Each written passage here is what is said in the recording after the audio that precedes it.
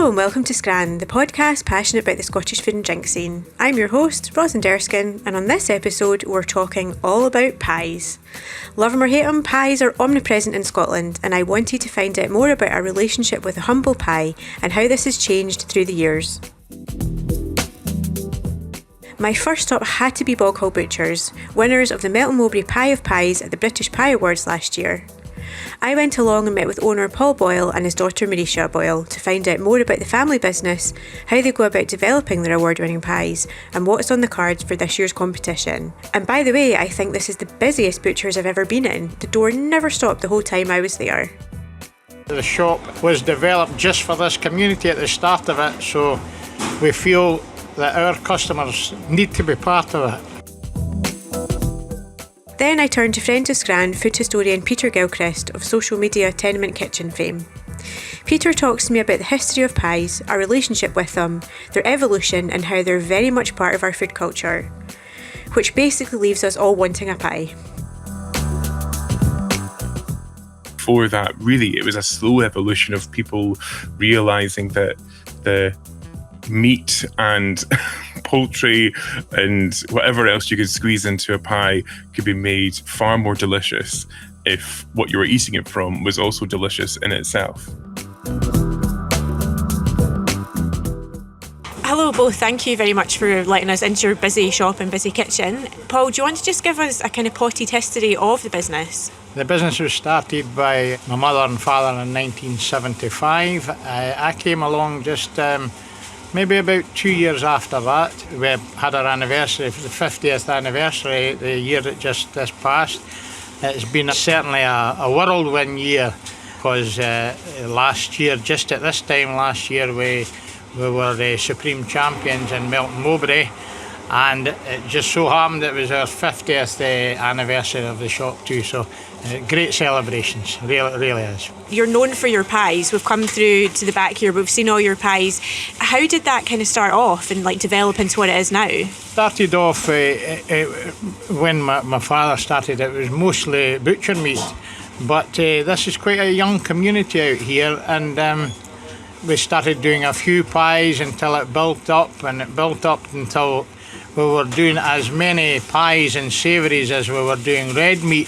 Over the last 15 years, we started a chef in here as well, and we developed into a ready meal market too. So really what we're trying to get is have everything under one roof for this community, and that's how it started off. But certainly the word has spread now, and we're right over West Lothian and beyond, and people come here, and we're delighted at how busy the shop is. So you won a big competition back in the early noughties. Do you want to tell us a bit about that and what it did for your business? The first time, the biggest prize that we won in the days was the 2005 World Scotch Pie Championship.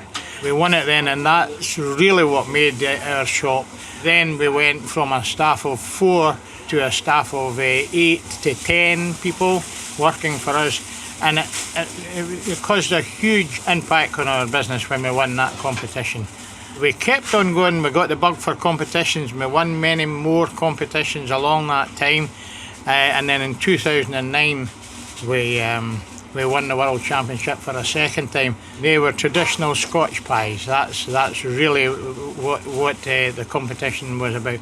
There's lots of other savoury competitions. As part of the World Pie Championship, there is many other savoury pies you can win, and we were very successful with that. And really that's what started it off, with the bug for competitions and the excitement it caused with the customers, and the word soon spread round about the county. And it was a kebab pie that you won last year at the British Pie competition. So how did that recipe come about? How did you go about developing these recipes? So we knew Melton Mowbray was coming up, and we were looking for something new, maybe something more exciting.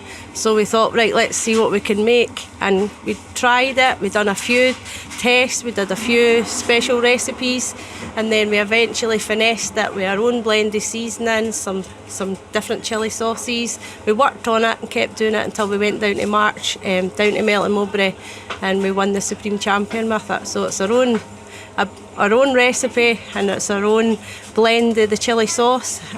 So it is something special, and everybody's enjoyed it. They keep coming back for more and more of them. So the sales and the kebab pie since that day has just went right through the roof. Melton Mowbray, there is, last year when we won it, there was just under 1,000 entries into the competition. This year there is over 1,000. There's 1,035, I believe, at the last count for this year. So what you do is that there is 24 different categories that you enter into, and you've got to win your class. And from then you go on to what they call the table of champions. So if you've been champion in your own class, you then go into the top table where they rejudge all the pies, and out of that 24 they pick a supreme champion. So they're all champions that's on the table, but there is only one supreme champion, and that really was absolute out of the blue. We've been going for 18 years. The competition's been going 18 years, so that was the 17th year last year that we were in the competition. Every year they make you so welcome, and last year was no exception. That was the first time that the championship, the Supreme Champion had came from Scotland, but they treated us so well. And you had won golds before in your class. We've won. We thought they were amazing until they won the Supreme Champion, and then we realised. Yeah, that's true. Once you get a bug for it, every year you're trying to develop more pies, different types of pies, and you've really got to be selling it in your shop for 6 months before, because your customers have got to know that they enjoy it, and your customers are your best judges, and they'll tell you if they don't think they're good. But we've been very, very, very happy to let the customers try them, develop, and then Mariesha developed the recipe for the kebab pie, and it's been hugely successful. I never thought that a shop here in a housing estate would take us to Japan last October, promoting our Supreme Champion pies in a department store in Osaka. Mariesha and I went there, and we were off a stand in the centre of the Hanko department store, a 12th floor, similar to a shop like Harrods. First day we sold 800 kebab pies, and the organisers came and said we need to get a wee bit more than that. And the next 3 or 4 days we were selling over 1,000 kebab pies. And to do that in Osaka with the Boghall Butchers pies, it was outstanding. Every single day we sold out. Yeah, that's very true. Do you export? Do you sell like anywhere else or online? Or we don't do mail order because the shop was developed just for this community at the start of it, so we feel that our customers need to be part of it. Really, if you start supplying all over mail order, you lose control of the quality. So up to now anyway, we've always just do around about this county. There is people come from different places, or people come and try. People from Germany come over as soon as we won it. People came from London, people were up from Newcastle. Yeah. They were all heard about it, seen it on social media, and they just followed us, so they came over. We had RTL in Germany said that the kebab had originated in Dusseldorf, and they wanted to come over here to see how that pie was developed and how that kebab was developed into a pie, and we had some great fun with that. Many followers people just up, coming.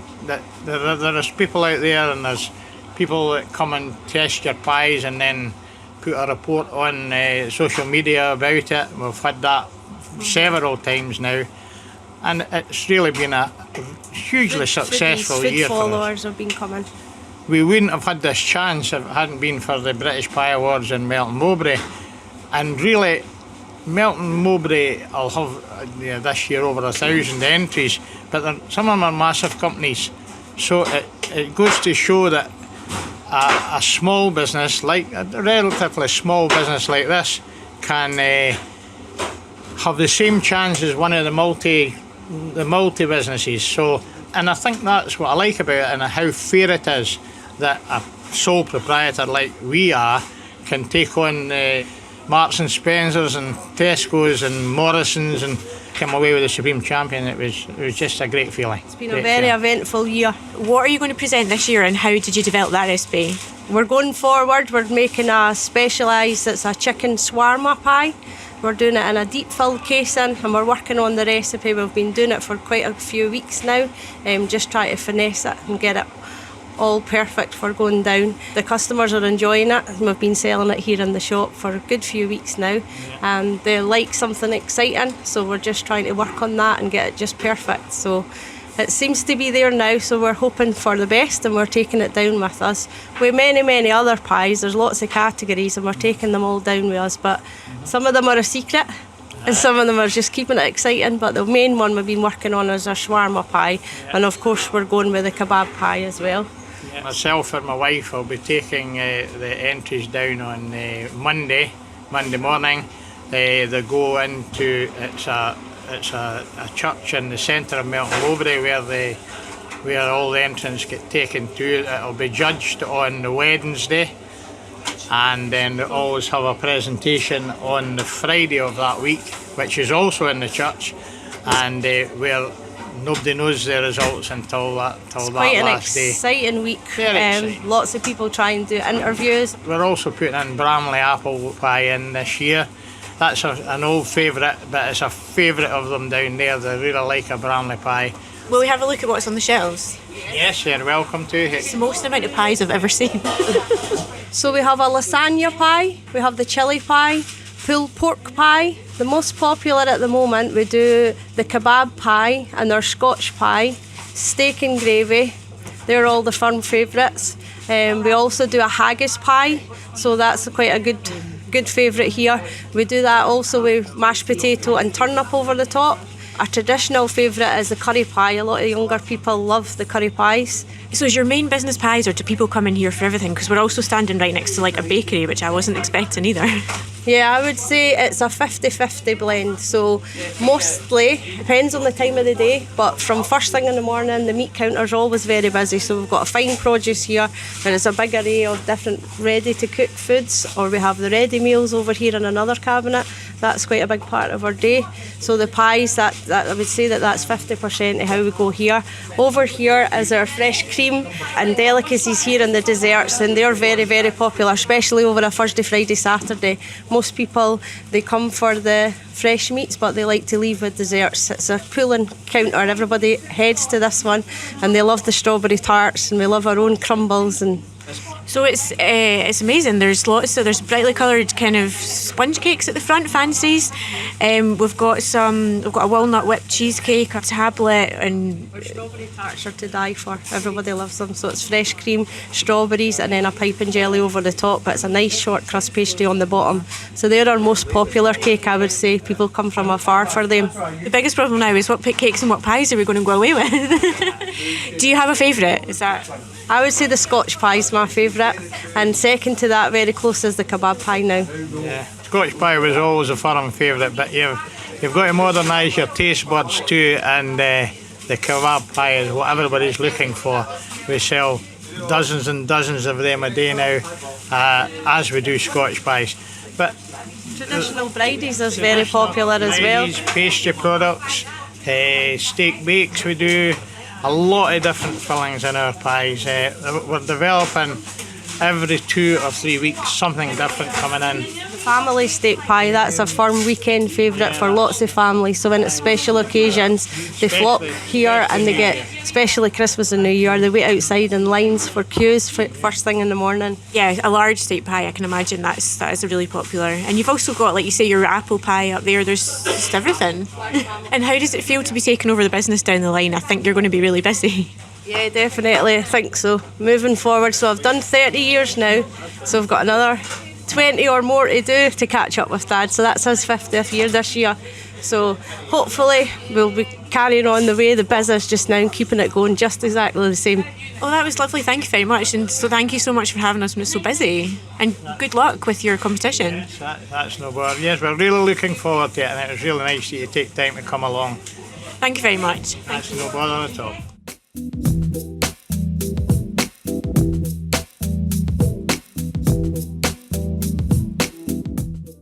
joined by Peter Gilchrist, food historian and writer and friend of Scran. Peter, I think this is your 4th time on here now? I thought you just had a constant roster of guests. I didn't think I was special, but I am delighted to be a VIP for the Scran podcast. Yeah, I think it's you and Sam Hewen up there with the most amount of times we've spoken to you.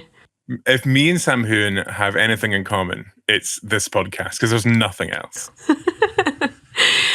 So we are heading into Pie Week, and it's obviously a famous Scottish staple and very popular dish, whether it's a Scotch pie or a macaroni pie or maybe something a bit more modern. Are you able to kind of give us a kind of potted history of pies in Scotland?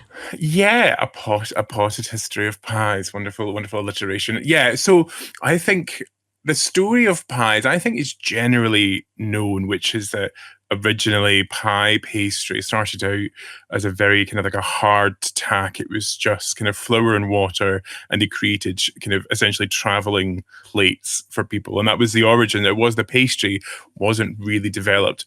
And it wasn't really until we get into the 18th century where pies begin to look and feel and taste like the pies that we can kind of know and recognize today. And before that, really, it was a slow evolution of people realizing that the meat and poultry and whatever else you could squeeze into a pie could be made far more delicious if what you were eating it from was also delicious in itself. And was it the sort of food of everyone, or did it start off maybe a bit, higher end? There's probably 2 histories here that we could try to go down.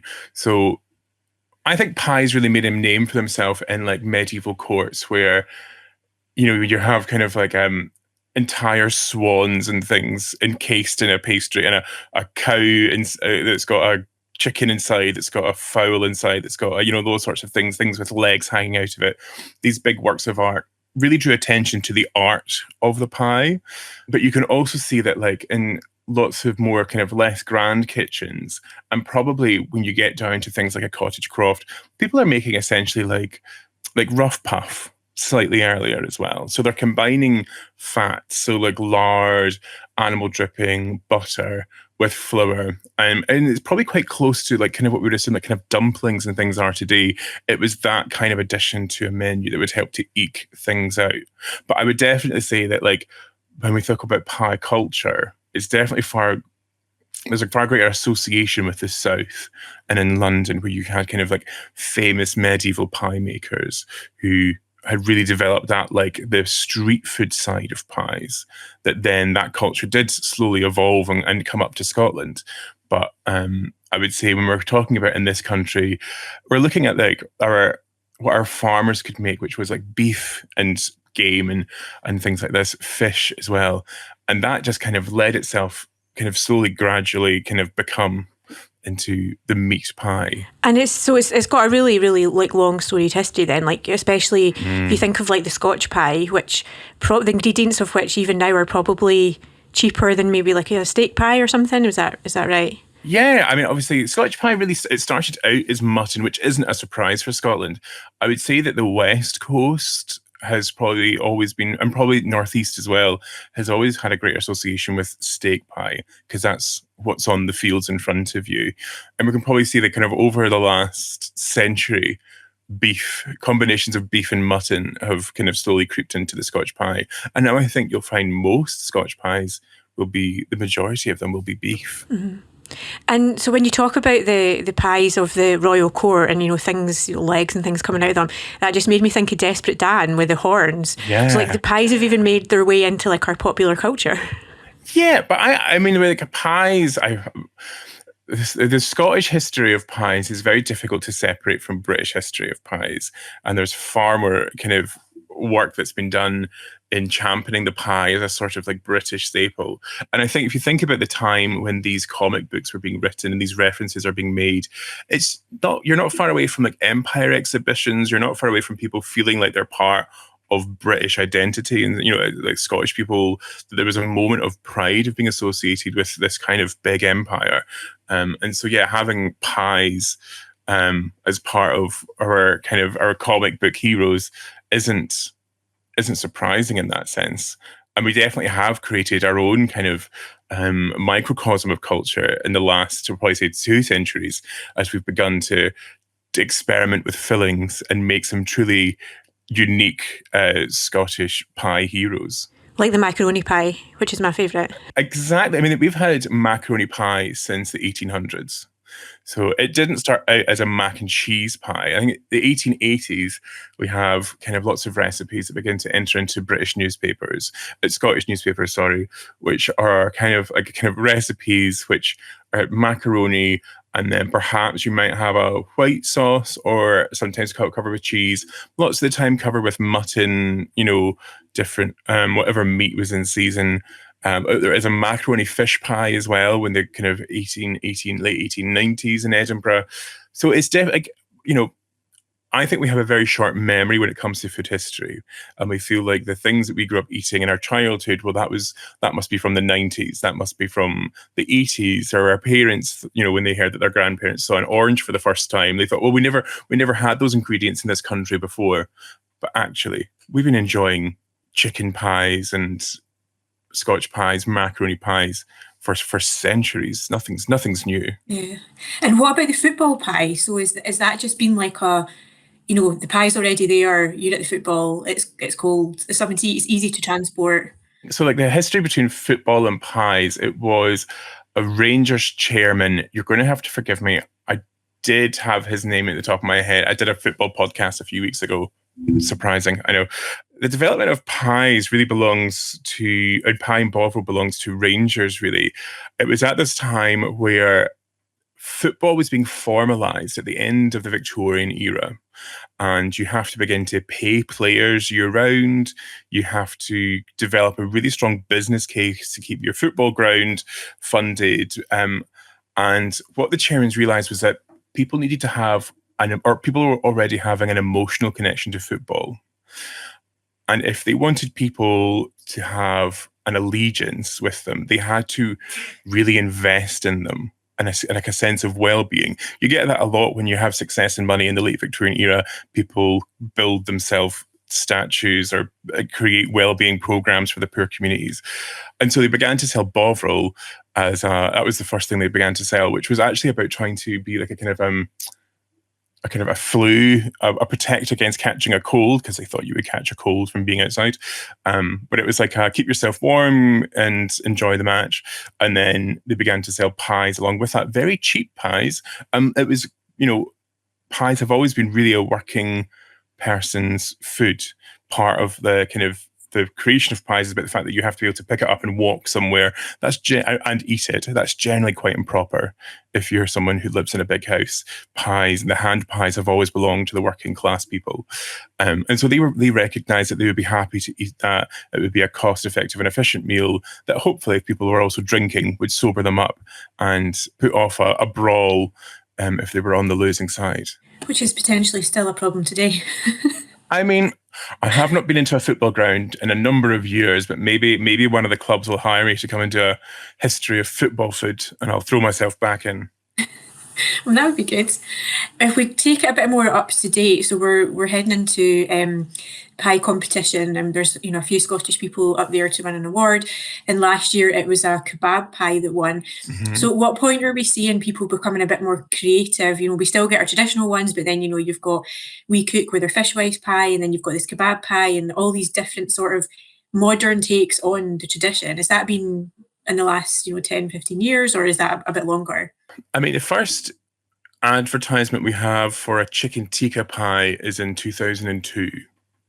So we're actually relatively recent. And I do think that, 90s pie culture definitely opened the door for experimentation in a way, because I grew up with, obviously, the macaroni pie, also the lasagna pie. And then we begin to see like the development of, especially as supermarkets are beginning to develop their own ranges of food. They're beginning to look at how can we have pastry cases, what else can we put in here to develop ranges of menus and Christmas platters and things like this. Bakeries begin to develop different approaches to filling a pie. So you have things like, yes, I think doner meat is slightly newer.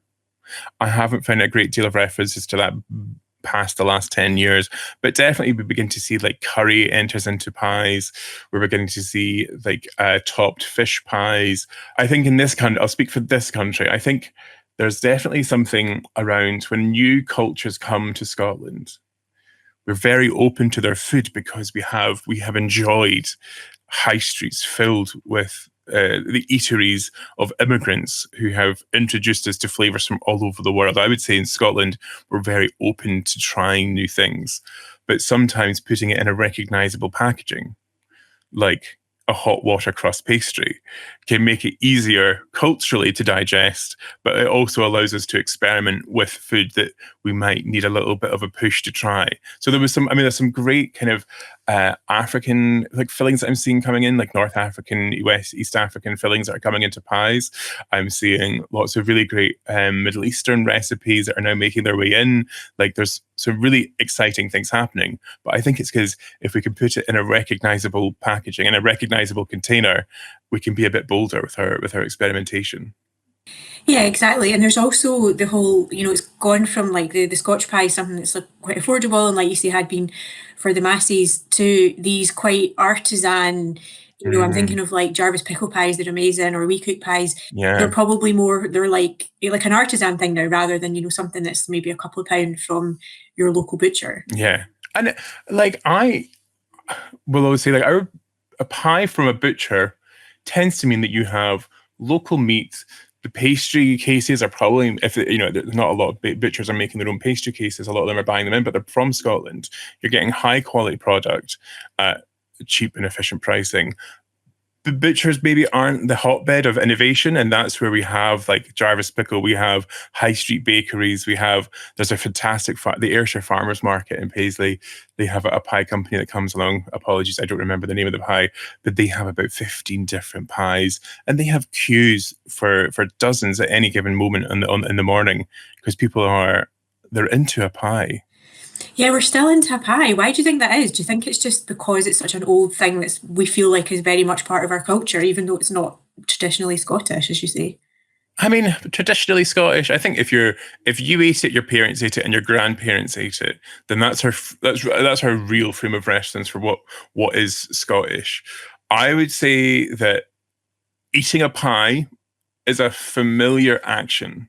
So like biting through a hot water crust pastry or a puff pastry, it's the repeating, probably quite a comforting action. The act of eating a pie, it connects with us in a level of nostalgia of our childhood. And then we can also have that little bit of experimentation where we're trying something new in a day. I think pies are an experience rather than if we just don't think of them as a simple street food or a cheap filling meal. The act of eating a pie, whether it's eating at a football match or at a pie competition, can be a real comfort food, I think. Oh yeah, completely. Because when I think about it, I think pie, chips and beans, and it's like, it's really old school, but then I think if I'm having that for my tea tonight, like I would be really looking forward to that dinner. Yeah, exactly. Yeah. And do you have a favourite pie? I would say I am partial to there other brands are available, like a Bell's steak pie. There's something very comforting about that for me. I think they were a luxury when I was growing up, and so the fact that I can afford them now is a comfort as well. But I feel like a high quality Scottish made steak pie. There's absolutely nothing better. I like it warm. I know some people prefer a cold pie. No, a nice toasty, steamy steak pie. Yeah, because that's the thing, isn't it? It feels like a sort of wintry, like you're cold, whether or not you're outside of the football, or like it feels like a sort of comfort, warm winter thing. Yeah. And I take it that wouldn't have always been the case. Like people would have just eaten them all the time whenever, whereas it's more sort of maybe seasonal now. I think if we're going to think about our ancestors and seasonality, then we have to acknowledge that for them, steak, meat was seasonal until the end of really the beginning of the 1800s. Maybe we begin to have, it's the introduction of swede that cows can eat year round that takes beef into being something we can have in December and January. But for our ancestors, pies probably were winter because pastry exists, especially modern pastry exists from the 1700s to supplement and to eke out a meal where you might add dumplings or dough balls. Pastry is accomplishing that same thing. I think especially in Scotland, where we perhaps have a closer relationship with puff pastry. That's really because the availability of butter in Scotland that we can create these goods. Butter is something that's just seasonal. It used to be salted and kept, which would allow you to make something to eat in December and January. We're sitting in February just now. Look at the weeds around us. That's what our ancestors would have had access to after the long, cold, dry months. So if you still have butter, salted butter, or you're beginning to create butter now, then yeah, you would absolutely be turning that into a big meal that would help to feed your family and get them through to the next harvest. And do you think people are making pies now today at home? Like maybe not like they were, but do you think it's something people are making, or do you think it's more like a consumer kind of they're just going out and buying them? I think pie making largely belongs to butchers now. And actually those kind of pie shops and bakeries that are kind of really leaning into the experimentation with pastry and filling. I think what we're probably seeing in the home, like many people, I'm not sitting down and laminating pastry. I'm not rolling out slabs of butter. I might indulge in a rough puff, where you rub butter into flour and you kind of you turn it a few times, put it in the fridge, turn it a few times, that sort of thing. But people are time poor these days. And the act of making a pie is an act of devotion. It is a lengthy process to create a pastry, to cook a filling, to combine it all together. And for what, there are great pies available on the high street that have fantastic local Scottish produce and are made by Scottish artisans that are at the forefront of pie technology. I'll give a shout out to the Paisley Pie Company in Paisley. They have really changed the game for pie eating as a culinary experience they've got a pie tea with a selection of pies, pastries, and a delicious high tea. Amazing. That sounds amazing. What a good idea. Yeah. Let's go. Right. When you're back, let's go for a pie tea. We should have recorded there. Yeah. Well, anyway, we'll smash cut this. I'll see you soon, Rosalind, and we'll cut to the pie shop. Although we would just be sitting eating the pies while talking. I'm not sure there'd be people who want to listen to that. But so you're not making pies at home?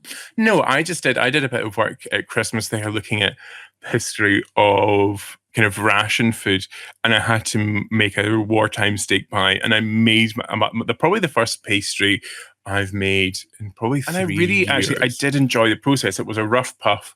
It was relatively quick. I would definitely do it again if there was a reason to, if I wanted to invest that time in someone was coming that would really appreciate that, then I would definitely. I think that's the difficult thing actually, is just for lots of people, do you have an extra hour and a half? I will. Do you love someone enough to spend an hour and a half making a pie for them?